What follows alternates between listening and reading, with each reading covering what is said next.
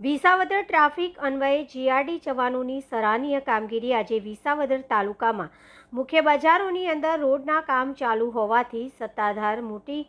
મોણપરી તરફ જતા વાહનોને ભારે મુશ્કેલી પડતી હોય અને વિસાવદર રામ મંદિર ચોકથી મામલતદાર ઓફિસ રોડ ઉપર ડાયવર્ઝન કાઢવામાં આવેલું હોય તે દરમિયાન સત્તાધાર તરફ જતા તમામ વાહનો માટે એક તરફ જવાનો આ એક જ શોર્ટકટ રસ્તો હોવાથી વિસાવદર પોલીસ સ્ટેશનથી લઈ હનુમાનપરા વિસ્તાર સુધી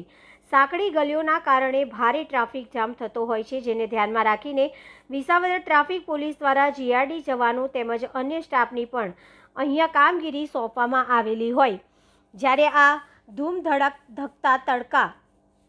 અને અસહ્ય ગરમી વચ્ચે વિસાવદર રામ મંદિર ચોક ખાતે જીઆરડી જવાનો દ્વારા જે ટ્રાફિક સર્જાય છે તેને ખૂબ જ શાંતિપૂર્ણ સમજાવટથી વાહન ચાલકોના વાહનોને વ્યવસ્થિત રીતે ટ્રાફિક નિયમો સાથે પસાર કરવામાં આવે છે। આજે મીડિયા દ્વારા રૂબરૂ મુલાકાત લેતા જોવા મળેલ કે અહીંયા ફરજ પર રહેલા જીઆરડી જવાન ચંદ્રેશભાઈ આર વાવેચા તથા મંજુલાબેન ભાષા તથા દયાબેન વાઘ વગેરે જીઆરડી જવાનો અસહ્ય ગરમી વચ્ચે ટ્રાફિકમાં પોતાની ફરજ બજાવી રહ્યા હતા,